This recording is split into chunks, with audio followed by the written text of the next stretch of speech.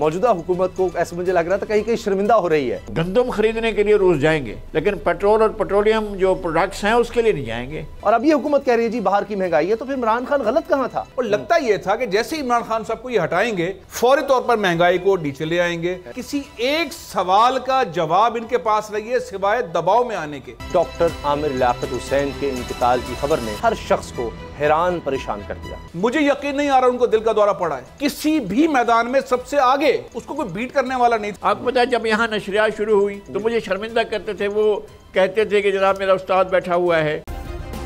Subscribe करें और bell दबाएं ताकि कोई खबर रह न जाए।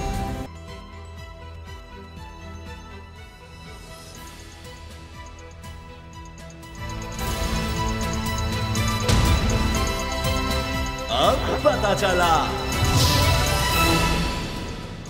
बिस्मिल्लाहिर्रहमानिर्रहीम, अस्सलाम वालेकुम। मैं हूं मोहम्मद उसामा गाजी और आप देख रहे हैं अब पता चला। आज बात होगी महंगाई मुकाओ मार्च वालों के पहले बजट पर, काफ लीग की सियासत पर और जिक्र करेंगे मनी लॉन्ड्रिंग के अहम किरदारों की पुरस्रार अमवात का।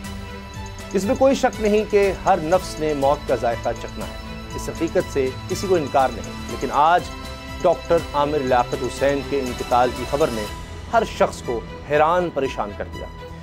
यकीन ही नहीं आया कि डॉक्टर साहब ऐसे दुनिया छोड़कर जाएंगे। वो आया जिसने देखा और फतह किया। शायद ये जुमला डॉक्टर साहब जैसों के लिए ही लिखा गया है। वो कहने को एक शख्स था लेकिन जाने महफिल था, बल्कि वो तो जहाँ जहाँ गया रौनक साथ ही ले गया। सियासत हो, सहाफत हो, इसने हर जगह अपना सिक्का मनवाया। तकरीर हो या फिर तहरीर, आमिर लियाकत आप अपनी नज़ीर था। ज़ुबान व बयान पर इन्हें मुकम्मल गिरफ्त थी। इनके जैसी मेज़बानी, गुफ्तगू की रवानी, शोला बयानी, खुश इल्हानी में तो किसी और से नहीं सुनी। एंकरिंग की बात हो तो यह आमिर लियाकत ही था जिसने नए मयार कायम किए। आपको आलिम ऑनलाइन याद है, ये एक नया ट्रेंड था जिसके पीछे आमिर लियाकत की सोच थी। इस प्रोग्राम ने भी मकबूलियत के नए रिकॉर्ड कायम किए। इनका नाम तीन बार 500 मशहूर इस्लामी शख्सियात की फहरिस्त में आया। 2002 के आम इंतखाबात में वो MQM के टिकट पर रुकन असम्बली मुंतखब हुए। काबीना में मजहबी अमूर के वजीर बना दिया गए, लेकिन टीवी स्क्रीन से इनकी मोहब्बत का ये आलम था कि वजीर बनने के बावजूद इन्होंने अपना मजहबी प्रोग्राम का सिलसिला जारी रखा। इनकी एक पहचान दोस्तों के दोस्त की भी है, दूसरों को आगे बढ़ाने वाला और मदद करने वाला। ये हकीकत है कि जिसका एक बार इनसे ताल्लुक़ बन गया फिर वो दोस्तों की फहरिस्त से नहीं निकला। वो जिस अखबार, जिस चैनल में गए अपने दोस्तों को भी साथ लेकर गए। ये डॉक्टर आमिर लियाकत ही थे जिन्होंने पाकिस्तान में रमज़ान ट्रांसमिशन की बुनियाद रखी। लेकिन जैसे ज़िंदगी खुशी और गम से इबारत है, ऐसे डॉक्टर आमिर लियाकत हुसैन की ज़िंदगी में भी कई नशेब फराज आए। खासकर उनकी ज़िंदगी के आखिरी अयाम कुछ ज़्यादा खुशगवार नहीं गुजरे। डॉक्टर आमिर लियाकत ने इंतकाल से 4 दिन कबल अपने इंस्टाग्राम अकाउंट से एक वीडियो पोस्ट की। ये वीडियो डॉक्टर साहब की तस्वीरों को जोड़कर बनाई गई है। ज़िंदगी के मुख्तलिफ मौक़े कि इन तस्वीरों पर कमेंट्री डॉक्टर साहब की अपनी आवाज़ में है और जो तहरीर चल रही है वही डॉक्टर साहब के बकौल इनकी ज़िंदगी का खुलासा है। वो अल्फाज कुछ यूँ हैं, लोग हर मोड़ पर रुक रुक कर संभलते क्यों हैं, इतना डरते हैं तो फिर घर से निकलते क्यों हैं, नींद से मेरा ताल्लुक़ ही नहीं बरसों से, ख्वाब आकर मेरी छत पे टहलते क्यों हैं, मैं ना जुगनू हूँ, दिया हूँ, ना कोई तारा हूँ, रोशनी वाले मेरे नाम से जलते क्यों हैं। मेरी बल्कि पूरे पाकिस्तान की दुआ है कि अल्लाह पाक डॉक्टर साहब की बेहिसाब मग़फ़िरत करे और इनके दर्जात बुलंद करे। आगे बढ़ते हैं, प्रोग्राम का आगाज़ करते हैं मुत्तहिदा हुकूमत के पहले बजट से, जिसमें अवाम के लिए रिलीफ हो ना हो, सियासी और इंतज़ामी शराफिया को नवाजने के सामान ज़रूर है। अवाम के लिए ख़जाना खाली है जिसे भरने के लिए हुकूमत अवाम से कुर्बानी मांग रही है, मगर इसी खाली ख़जाने के होते हुए किस किस की तनख्वाहें और फंड्स बढ़ा दिए गए हैं, पाकिस्तानी ये भी देख रहे हैं। ये सिलसिला कब रुकेगा? नज़ीर लगारी साहब मेरे साथ हैं। लगारी साहब, ये अजीब बात है कि बल्कि फैसल अजीज़ खान साहब ने भी ज्वाइन कर लिया है, तो दोनों मेरे बड़े मोहतरम और बुज़ुर्ग हैं, और फैसल साहब तो थोड़े ही बड़े हैं लेकिन बहरहाल सहाफ़त में मुझसे बहुत ज़्यादा तजर्बा रखते हैं। नज़ीर लगारी साहब, ये जिस तरह से हम देख रहे हैं, जो तजावीज़ आ रही हैं, अब तक जो बात हो रही है, इकनॉमिक सर्वे रिपोर्ट भी सामने आ गई और मौजूदा हुकूमत को ऐसे मुझे लग रहा था कहीं कहीं शर्मिंदा हो रही है, क्योंकि किस तरह आप डिफेंड करें कि जनाब हमने तो इमरान खान को निकाल दिया, ग्रोथ हो गई 6%, जो टारगेट था उससे भी आगे चली गई। लेकिन पहला सवाल यह है कि अभी बजट में हमें नज़र नहीं आ रहा कि जिनकी लाखों तनख्वाहें हैं, 10-10 लाख जिनकी तनख्वाह है, 10-10 लाख, उनके लिए भी 10% जनाब इजाफा हो रहा है।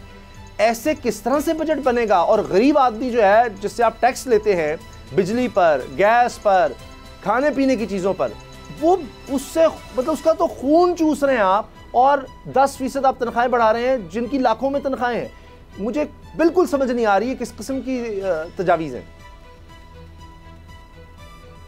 बहुत शुक्रिया उसामा, और इस बात का भी शुक्रिया कि आपने मेरे छोटे भाई फैसल अजीज खान साहब को बुजुर्गों में शामिल कर लिया है। और आपका इंट्रो भी बहुत, में नहीं कहा, अदब के लिहाज था। और नहीं, आपकी बहुत मेहरबानी है, आपकी मोहब्बत है। अब मुझे भी उम्र के लिहाज से नहीं कहते हैं। तो बात यह है कि इस हुकूमत ने ये जो पेश किया है इक़्तिसादी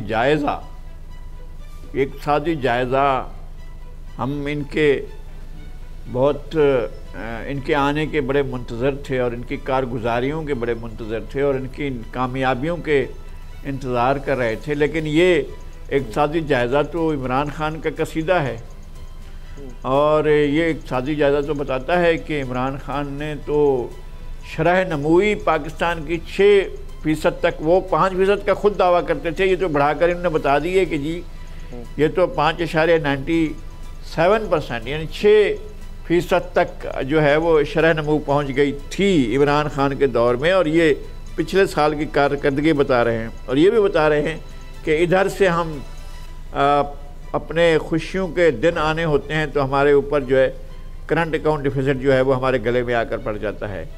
और करंट अकाउंट डिफिसिट की भी एक कहानी है, और उस कहानी का भी राज खुलेगा। और दूसरी तरफ ये है कि इनके ऊपर ये भी था कि इन्होंने माजी के तमाम कर्ज़ों से ज़्यादा कर्ज़े लिए। तो ये काम खान आज़म ने भी किया। खान साहब के दौर में भी जो मजमूई कर्ज़े पाकिस्तान की तारीख में लिए गए, उन्होंने भी उसके 80% के करीब कर्ज़े लिए, यानी कि इनके भी 3.5 साल के कर्ज़े कम नहीं थे। सही। ये जिस तरह से इन्होंने आकर बताया है कि मईशत की क्या सूरत हाल है और क्या क्या हर्डल्स हैं, क्या क्या परेशानियां हैं, किस तरह से इससे निकलना है, तो उससे हमें लगता है कि इनके फैसलों में यकसुई नहीं है। गंदम खरीदने के लिए रोज़ जाएंगे जी, लेकिन पेट्रोल और पेट्रोलियम जो प्रोडक्ट्स हैं उसके लिए नहीं जाएंगे, इसलिए कि माई बाप का इशारा नहीं होगा। आलम पनाह जो है वो अगर इजाज़त देगा कि जनाब जाकर पेट्रोल ले लें तो पेट्रोल ले लेंगे। आलम पनाह ने कहा कि नहीं, वहाँ से पेट्रोल नहीं लेना है, आपने महंगा। अच्छा, मज़े की बात यह है कि जो पेट्रोल, आपको मैं वैसे बता देता हूँ कि बलूचिस्तान के जो सरहदी इलाके हैं वहाँ से जो पेट्रोल आता है वो तो इतना सस्ता आता है कि वो तो मेरे ख्याल में 18-19 रुपये में जाकर पड़ता है। जो ईरान से समगल होकर आता है और वहाँ पर जो है बहुत कम कीमत पर फ़रोख्त होता है। अगर ईरान के साथ ये एक मामला कर लें और कहें कि जनाब हम आपसे पेट्रोल ख़रीदते हैं, तो आप बड़े बहरानों से निकल जाते हैं। इस तरह भी नहीं सोचते। ईरान ने यह कहा था कि हम 70,000 मेगावाट बिजली पैदा करते हैं।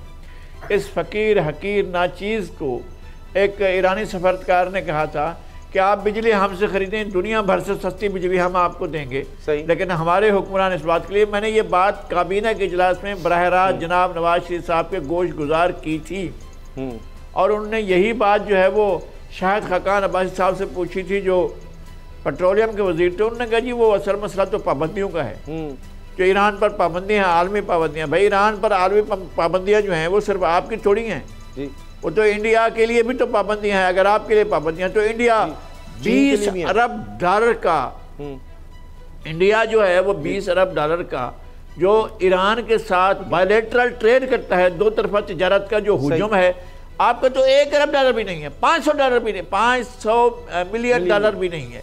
आप 50 करोड़ की भी आप ईरान के साथ इंपोर्ट एक्सपोर्ट नहीं करते हैं, जबकि आपके लिए तो यहाँ पर तिजारती मंडियाँ लगी होनी चाहिए थी सरहद पर, जगह जगह पर आपकी तिजारत हो रही होती, तो आप यहाँ से बिलियंस ऑफ डॉलर कमा रहे होते, वो आप नहीं कर हौसला ही नहीं कर पा रहे। IMF ने अब 4 और शराइत रखी है, वो कह रहे हैं CPEC के प्रोजेक्ट्स भी सारे खोल के हमारे सामने रखें।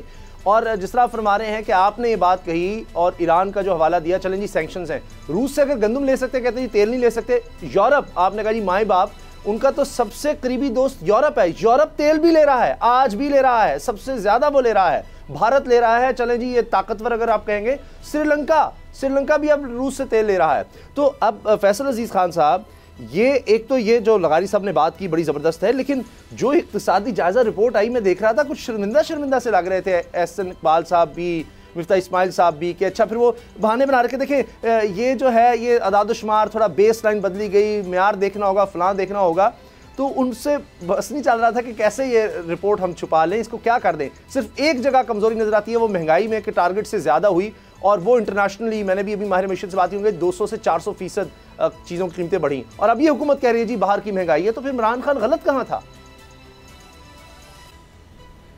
उसामा, सवाल जो आपने खड़ा किया है ये एक ऐसा सवाल है जिसका जवाब इस हुकूमत के पास अभी भी नहीं है, और जब ये हुकूमत गिराने के लिए इमरान खान की तकोदो कर रहे थे, मनसूबाबंदी कर रहे थे, साजिश कर रहे थे या मदाखलत की तैयारी कर रहे थे, उस वक्त भी नहीं था।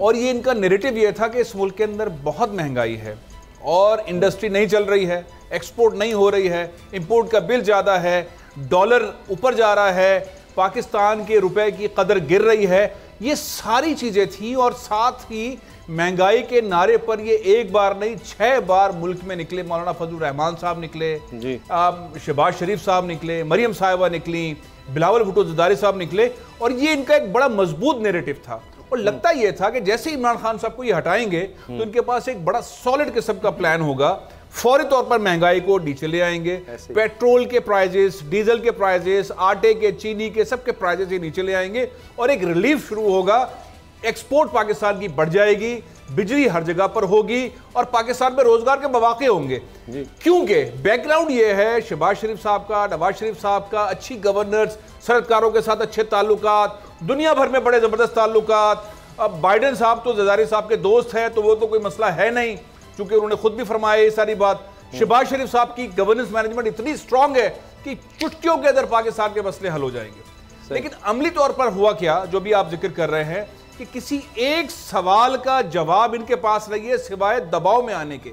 लगारी साहब ने तो पोस्टमार्टम कर दिया है। पोस्टमार्टम ये, ईरान से बॉर्डर मिलता है, पाकिस्तान में 35 रुपए लीटर इस वक्त पेट्रोल अवेलेबल है, बलूचिस्तान के शहरों में 35 रुपीस पर लीटर। आप अंदाजा लगाएं, अगर हम ईरान के साथ अपने तिजारत के मामला को आगे करते तो हम ये डीजल और पेट्रोल की जो है ना दबाव से बाहर, हम बिजली के दबाव से बाहर, हम खाने पीने की अशियाओं के दबाव से बाहर, हमने अपने ऊपर एक ऐसी पाबंदी आयद की हुई है कि अमेरिका नाराज ना हो जाए।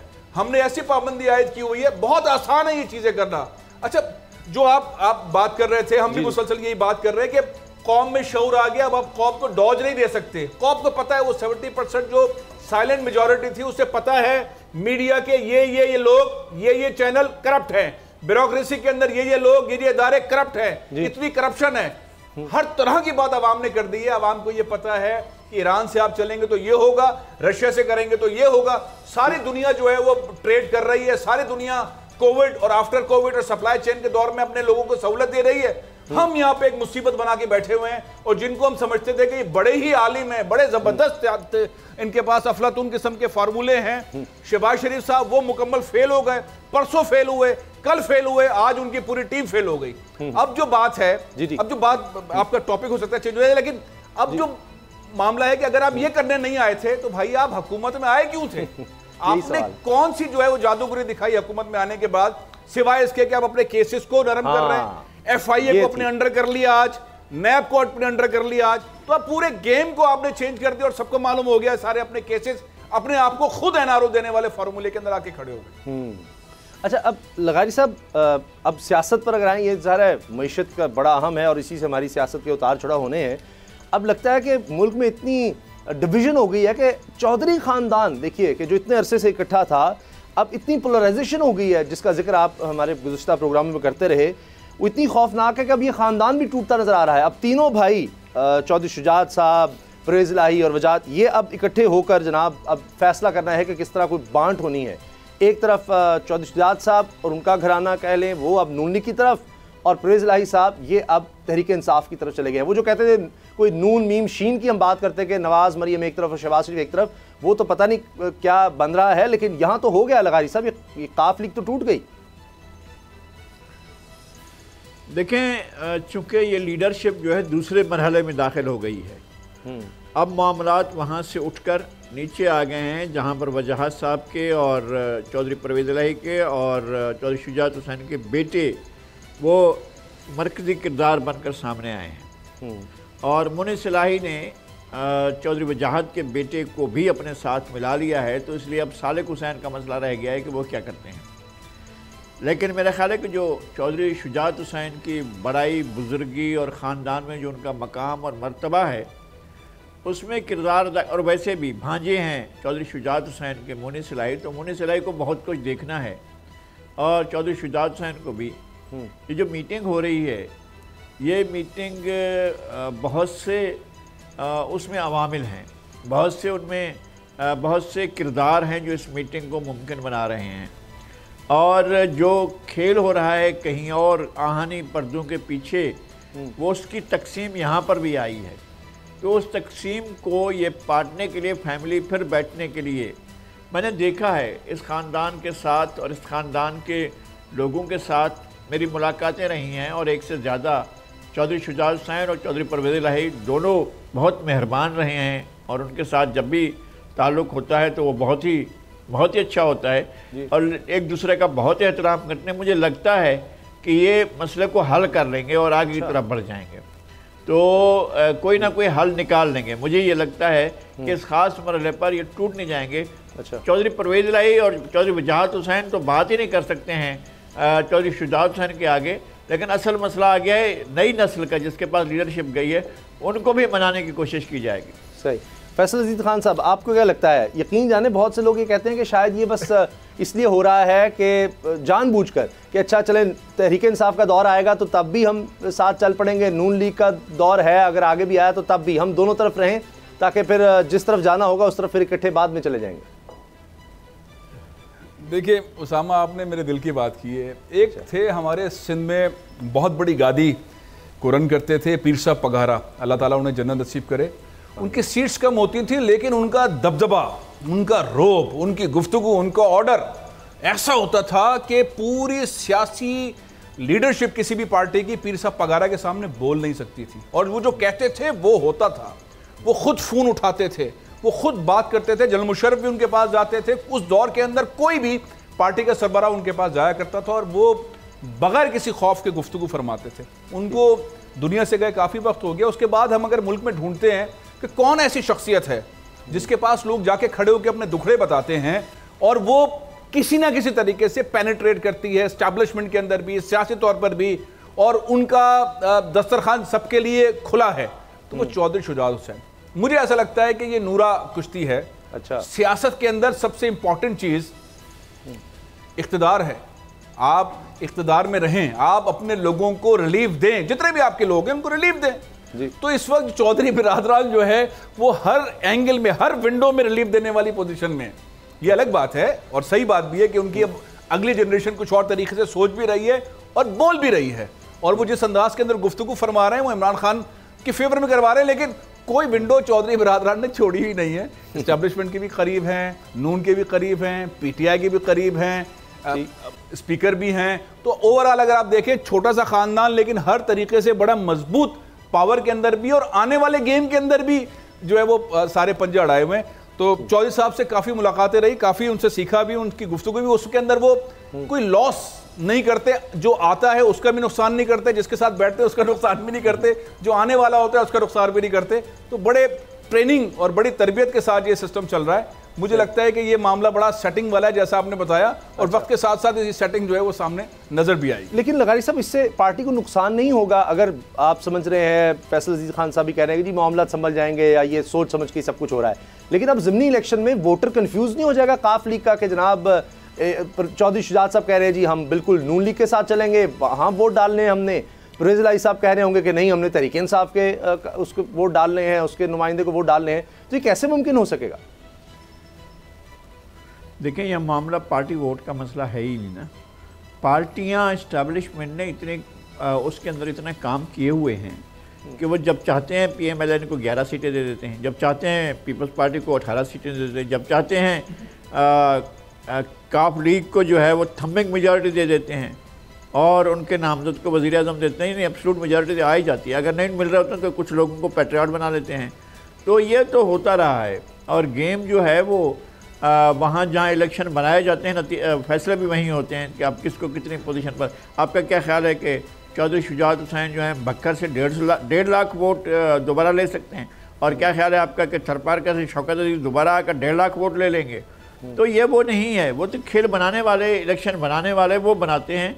और ये ख़ानदान जो है एक उनकी रिलेवेंसी पिछले 20 साल से रही है और सियासत में उनकी रिलेवेंसी को इस्टाब्लिश करने में इस्टाब्लिशमेंट ने बड़ा किरदार अदा किया है। और उनके ख्याल में उनके पास ये एक बैलेंसिंग चिप मौजूद है, वो जहाँ चाहेंगे उसको इस्तेमाल कर लेंगे। उन्होंने भी अब भी यही किया है कि जहाँ उन्होंने चाहा है उसको इस्तेमाल कर लिया। ये खेल आप देख रहे हैं क्या पर्दे के पीछे किस तरह की जंगें हो रही हैं, किस तरह के लोग एक दूसरे के ऊपर पल पड़ रहे हैं और जो हमेशा ताबेदार होते थे वो किस तरह से नाराज लोगों की तरह जो है वो पल पड़ रहे हैं और घूर कर एक तरफ कहा जा रहा है स्पीकरशिप खतरे में शायद नहीं होगी परवेज इलाही साहब के, वो नून लीग से मामला तय हो जाएंगे चौधरी शुजात के थ्रू। दूसरी तरफ अभी मुलाकात हुई पीपल्स पार्टी के जनाब जरदारी साहब से वज़ीर आला हमजा शहबाज साहब की, तो वहाँ ये हुआ कि जी हमने छोड़ना ही नहीं परवेज इलाही को। ये स्पीकरशिप का क्या बनता देख रहे हैं आप? तो ये तो मामला जो होगा आगे जाकर हमें मालूम होगा कि ये किस तरफ को जाते हैं। इनके पास स्पीकरशिप रहती है नहीं रहती है, लेकिन इस ख़ानदान की रिलेवेंसी मौजूद रहेगी। जरदारी साहब भी इस वक्त चौधरी परवेज इलाही के साथ नाराज़ हैं, सबसे ज़्यादा नाराज़ तो वही हैं, इसलिए कि उन्होंने चीफ मिनिस्टर तब तक चौधरी परवेज इलाही चीफ मिनिस्टर होते हैं। बस ये चंद दिनों में सूरत-ए-हाल वाज़ेह हो जाएगी, इलेक्शन होने वाले हैं, कैंडिडेट्स भी मैदान में आ रहे हैं, तो अब देखते हैं कि सियासत में क्या होता है। ब्रेक लेते हैं, ब्रेक के बाद बात करेंगे मकसूद चपड़ासी, अहम किरदार मनी लॉन्ड्रिंग का, इस पर इल्ज़ाम भी था और इसी के अकाउंट में अरबों रुपए आते थे, अचानक इसका इंतकाल हो जाता है, बड़ी पुरस्कार हलाकत है। ब्रेक के बाद इस पर बात करते हैं। अब पता चला। वज़ीर-ए-आज़म पाकिस्तान शहबाज शरीफ साहब, वज़ीर आला पंजाब हमजा शहबाज, इनके खिलाफ मनी लॉन्ड्रिंग का केस है, अरबों रुपए का केस है और उसके मरकज़ी किरदार मकसूद चपड़ासी, जिसके अकाउंट में अरबों रुपये आता जाता रहा। वैसे उसकी तनख्वाह तकरीबन 25,000 थी, इनका मुलाजिम था। दुबई में अचानक उसकी मौत की खबर सामने आती है। अब शहबाज गिल साहब तहरीक इंसाफ के रहनुमा हैं, वो बड़े संगीन इल्ज़ामात लगा रहे हैं। वो कहते हैं कि जी इनको मुबीना तौर पर कत्ल किया गया है। डॉक्टर रिजवान जो इन्वेस्टिगेशन कर रहे थे इस सारे केस की, और मौजूदा हुकूमत जैसे ही आई, बल्कि इनके आने से पहले ही समझें कि जैसे ही तब्दीली हुई थी तो उसी वक्त उनका नाम भी स्टॉप लिस्ट में आ गया था और उनको हटा भी दिया गया। फिर उनका भी अचानक हार्ट अटैक से इंतकाल हो जाता है। अब शहबाज गिल साहब का इल्ज़ाम यह है कि जी हमजा शहबाज, सलमान शहबाज ने इनको दुबई रखा हुआ था, पाकिस्तान आने नहीं दे रहे थे क्योंकि आते तो फिर सब कुछ खुल जाता, और ये कोई ऐसी चीज़ खिलाई जा रही है, कुछ किया जा रहा है जिससे ऐसे किरदारों को हार्ट अटैक हो रहा है। और ये तीसरा ऐसा शख्स है जिसको हार्ट अटैक हुआ जो शहबाज शरीफ, हमजा शहबाज और इनके ख़ानदान के केस से जुड़ता है। बड़े संगीन इल्ज़ामात हैं और वो कह रहे हैं जी ये अभी रोक रहे हैं कि मैयत पाकिस्तान ना आ सके, पोस्टमार्टम ना हो सके। वो मुतालबा कर रहे हैं एक बोर्ड बनाकर इसकी बॉडी को ना सिर्फ ये कि पाकिस्तान लाया जाए, और वो ख़ानदानी ज़राए से भी इन चीज़ों का हवाला दे रहे हैं। फैसल साहब, आपको क्या लगता है कि ये इतनी पुरस्कार हलाकत है, आप समझते हैं कि वाकई ये पोस्टमार्टम होना चाहिए, कुछ इसमें इन्वेस्टिगेशन होनी चाहिए, या ये बिल्कुल ऐसे ही साजिश को समझ आ जाती है कि ये इत्तेफाक होगा कि जी एक केस है और बंदा बाहर था, बाहर भिजवाया गया और उसकी अचानक मौत हो गई, या आप समझते हैं कि इसकी कोई इन्वेस्टिगेशन होनी चाहिए, पोस्टमार्टम वगैरह होना चाहिए? देखिए उसामा, ये जो मकसूद चपड़ासी वाला मामला है, या आपने डॉक्टर रिजवान का जिक्र किया, जिनको हमने देखा जिस दयानतदारी के साथ वो तहकीकात करते थे, जिस तरह वो केस को जहाँ तक लेकर आए, उनका इंतकाल कर जाना, उनके ऊपर दबाव, उनका दिल का दौरा पड़ना और वो इंतकाल कर गए। मकसूद चपड़ासी दूसरा बड़ा कैरेक्टर है इस पूरे केस में, यानी डॉक्टर रिजवान ने जो तहकीकात की वो, उसके बाद मकसूद चपड़ासी, इनके अकाउंट का पैसा, इनका ऐसे दिल का दौरा पड़ना किसी को यकीन नहीं आएगा, कोई नहीं मानेगा, कोई भी ये यकीन नहीं करेगा कि इनको दिल का दौरा पड़ा।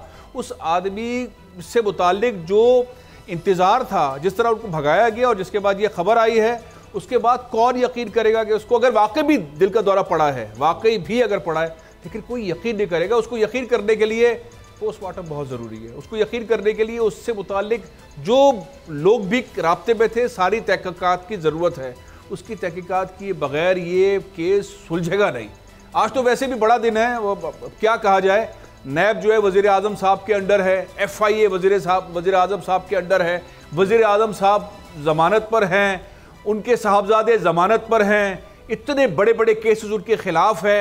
ये मुल्क देखिए आप चल किस तरह रहा है। लोग जो बात करते हैं वो बात करते करते ऐसा माहौल बना देते हैं जैसे ये मीडिया वाले आवाज़ नहीं उठाते, हम ये आवाज़ नहीं उठाते, हम कसूरवार हैं। हम लोग कसूरवार सवाल ना उठा लेंगे। इस मुल्क के अंदर वज़ीर आज़म है जिनके ऊपर मुकदमात है, जिससे मुतालिक अहम तरीन आदमी जिसके अकाउंट में पैसा था, उसको दिल का दौरा पड़ गया दुबई के अंदर, वो अल्लाह को प्यारा हो गया। जो तहकीकात कर रहा था, जिसकी बहुत ईमानदाराना शौहरत थी, जिसको कहते थे प्रोफेशनली एक्स्ट्राऑर्डिनरी ऑफिसर है, उसको दिल का दौरा पड़ता है, वो इंतकाल कर जाता है। इसको क्या कहें हम, इस मुल्क के अंदर क्या कहें, मतलब ये कैसे चलेगा। और आज वज़ीर आज़म जो है वो FIA के हेड है, आज वही वज़ीर आज़म जो है वो नैब के हेड है। खुद से ही NRO दे दिया है अपने आप को, NRO 2 हो गया।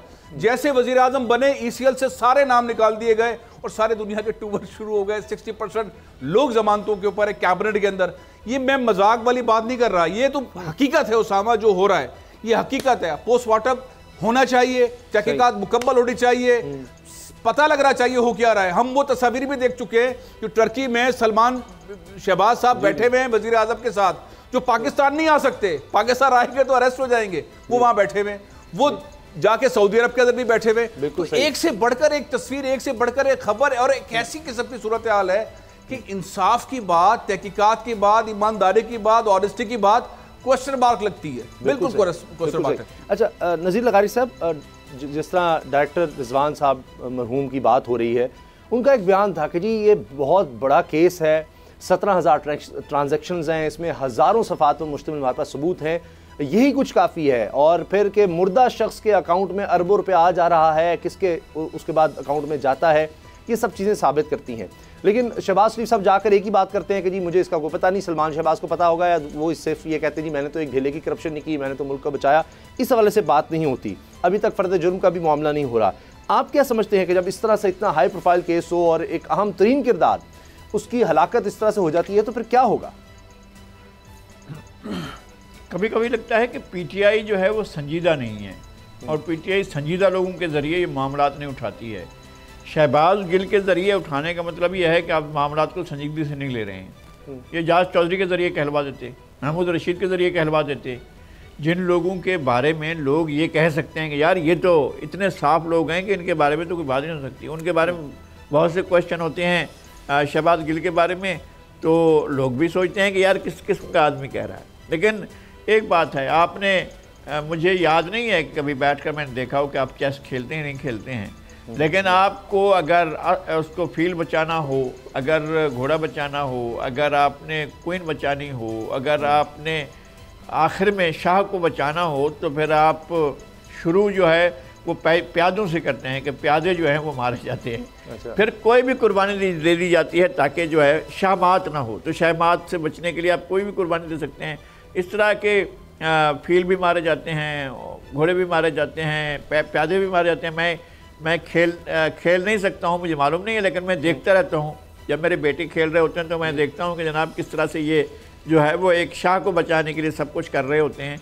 तो यहाँ पर इस तरह के मामलात होते हैं। सिर्फ ये नहीं है, मैं बताता हूँ कि दुबई में आप लिस्ट बना लें, कम अज़ कम ऐसे 500 आदमी होंगे। अगर आप उनको पाकिस्तान में ले आएँ और उनको ट्रायल करें, तो मैं कहता हूँ पाकिस्तान के सारे बहरान आपके आनन फानन हल हो सकते हैं कि अगर वो लोग आ जाएं और अपनी दौलत भी लेकर आएँ। दौलत वो ना लेकर आएँ, फिर हुकूमत अपने तरीके से हासिल करे।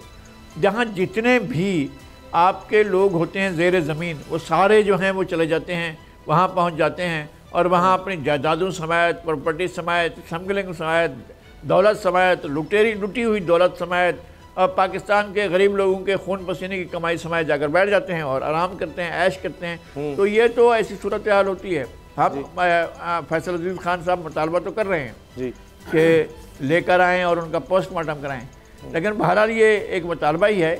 और इस तरह के बहुत से और मुतालबात हैं जो हम भी करना चाहते हैं कि पाकिस्तान के पिछले 70 साल में जितनी स्मगलिंग हुई है उसके ज़िम्मेदारों को पकड़कर यहाँ ले आएँ, पाकिस्तान गुर्बत से निकल जाएगा। जितनी चोरी हुई है, जितनी करप्शन हुई है, जितनी लूट मार हुई है, अगर उन लोगों को सबको यहाँ ले आए और यहाँ जो है उनके अगर वाकई करना है आपने एहतसाब तो ये नहीं है जो जावेद इकबाल कर रहे थे या उससे पहले कमर ज़ुबान कर रहे थे या इससे पहले जो हो रहा था, ये एहतसाब नहीं होता, ये सब सेलेक्टेड होता है। इस तरह एहतसाब नहीं होता। एहतसाब जब आवाम करेंगे, अगर उनके पास कभी इक़्तिदार आया, जब वो करेंगे तो पता चलेगा कि एहतसाब क्या होता है।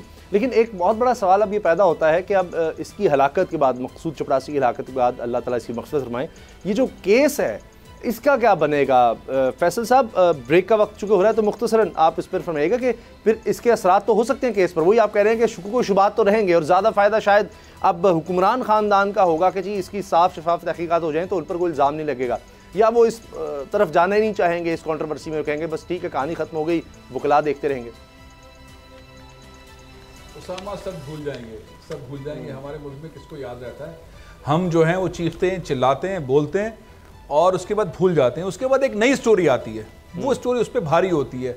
अब FIA, नैब भी ये खाली नाम के इदारे रह गए हैं, वज़ीर आज़म के अंडर हैं। वज़ीर आज़म हमारे इम्पोर्टेंट गवर्नमेंट के वज़ीर आज़म हैं, उनके खिलाफ इतने सारे मुकदमात हैं, एक एक करके जो अहम तरीन रोल है वो दुनिया से जा रहा है। मैं तुमको कहूँगा शहीद हो गए, मकसूद चपरासी साहब शहीद हो गए, डॉक्टर रिजवान शहीद हो गए, यानी कि वो जिस अंदाज में गए हैं इस दुनिया से वो शहीद ही हो गए ना। तो अब केस तो ख़त्म होते चले जाएंगे।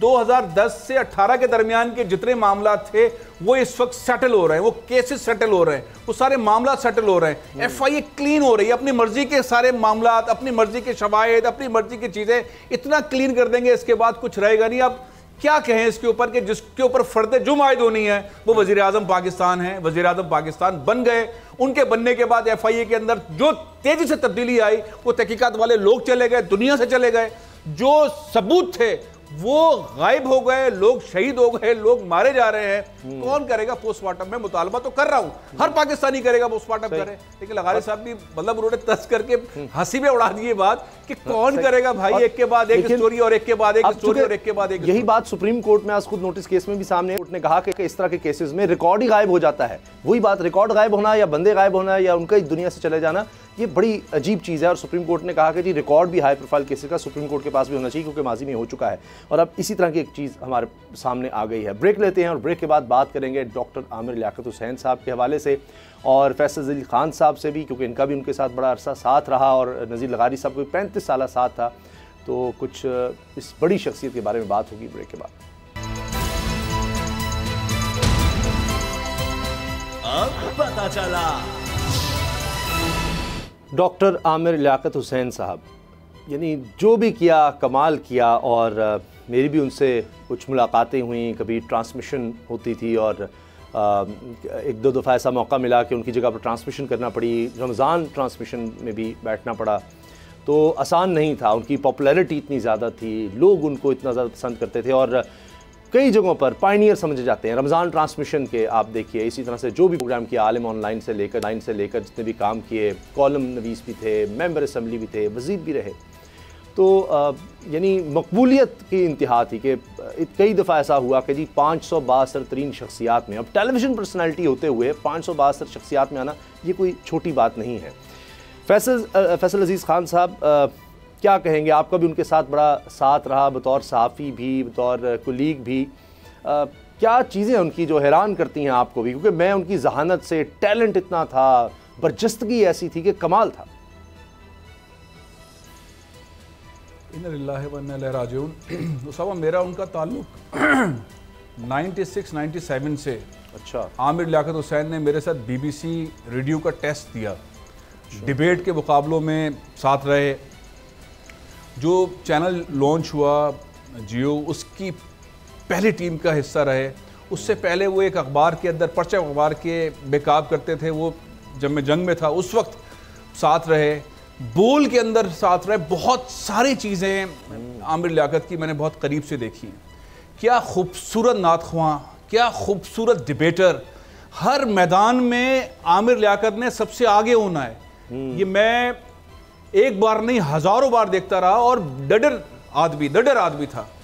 एंड तक वो बग़ैर खौफ के डील करता था चीज़ों को किस अंदाज के अंदर वो सियासत में आया, किस अंदाज के अंदर उन्होंने एंकरशिप की, किस अंदाज के अंदर उन्होंने वो आलिम ऑनलाइन वाला प्रोग्राम मुख्तलिफ मकातब फ़िक्र के उलमाए कराम को एक प्लेटफॉर्म पे लेके आ रहा।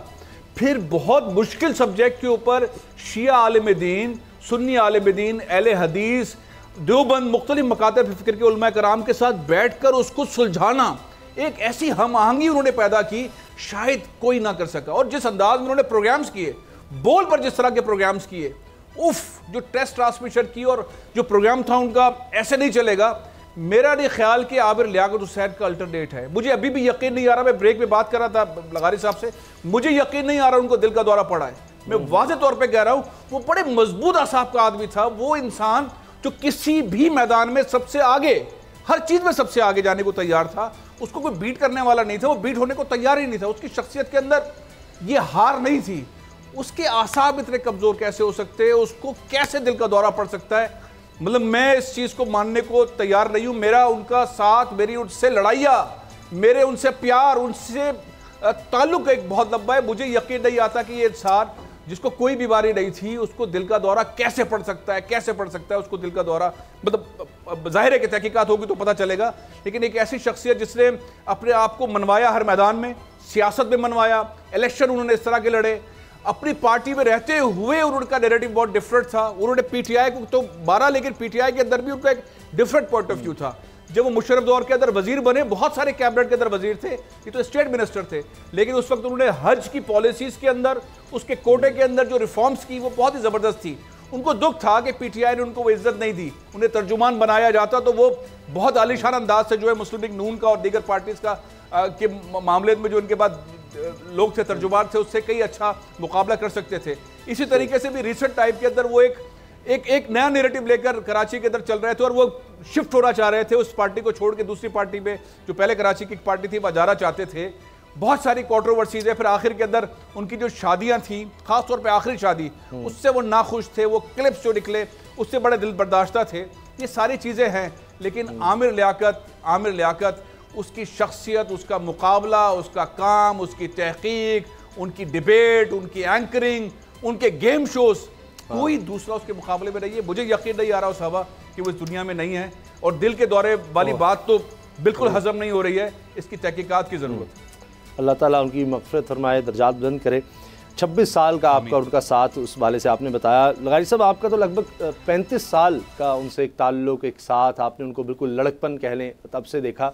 और कंट्रोवर्सीज़ मैंने देखा कि जितनी भी ये इस तरह की शख्सियात हमारी तारीख़ में गुजरी हैं, इंसानी तारीख़ में, जो इतने टैलेंटेड लोग होते हैं, कंट्रोवर्सीज़ भी उनके साथ होती हैं और जल्दी भी चले जाते हैं। एक अजीब सी बात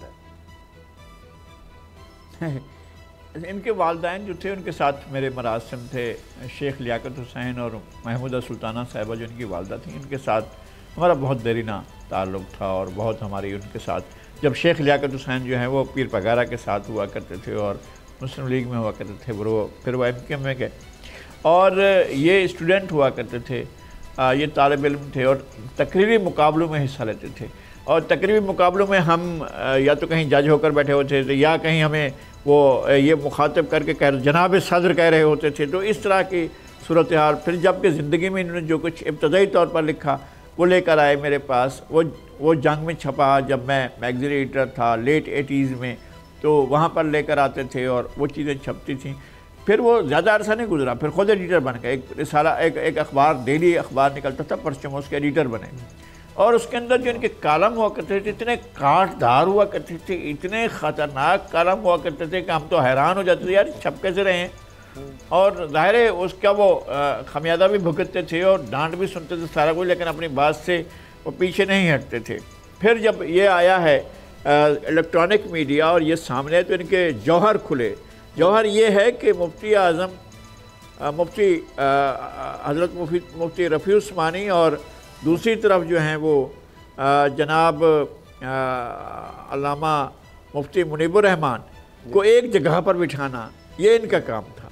दो मुख्तलिफ नुक्ता नज़र को, दो मुख्तलिफ, जब मुल्क के अंदर फ़िरका वारियत उरूज पर थी, लोग एक दूसरे का नाम सुनना नहीं चाहते थे, लोग एक दूसरे को देखना नहीं चाहते थे और कुफ्र के फतवे लग रहे थे एक दूसरे के खिलाफ। उस वक्त इन्होंने बाकायदा लोगों को एक प्लेटफार्म पर लाने और एक ऐसी रवादारी और बर्दाश्त पैदा करने का लोगों के अंदर हौसला दिया है, और दीन के अंदर जो चीज़ें मिलावट की गई थी उन चीज़ों को निकाल कर और उसको ज़्यादा वो करके लाए, और वो ख़ुद नहीं लाए, लोगों को जो उलमा थे और जय्यत उलमा थे उनको बिठाकर उन्होंने जो ऐसी चीज़ें की हैं जिसमें फ़िरका वारियत अगर पाकिस्तान में अगर इस वक्त कम है या उसके असरात कम हैं या उसकी बुनियाद पर झगड़े तनाज़े नहीं हो रहे हैं, तो मेरे ख्याल में उसमें एक बड़ा किरदार जो है वो डॉक्टर आमिर लियाकत का भी है। आपको पता है जब यहाँ नशरियात शुरू हुई तो मुझे शर्मिंदा करते थे, वो कहते थे कि जनाब मेरा उस्ताद बैठा हुआ है, तो मुझे वो होता था। लेकिन वो कहीं अगर प्रोग्राम हो रहा है प्रेस क्लब में, आर्ट्स काउंसिल में, किसी भी जगह पर नज़र पड़ गई तो वो मुखातिब कर कहते थे मेरे उस्ताद बैठे हैं।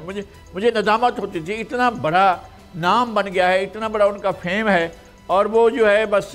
लेकिन एक बात और है, हमें मुझे ये नहीं हुआ है, हम ज़ाहिर है जब जॉब करते हैं तो देखते हैं, किसी भी इदारे में हूँ तो हम ये देखते हैं कि मालकान जो हैं या हुकूमत जो है उसकी क्या पॉलिसी है।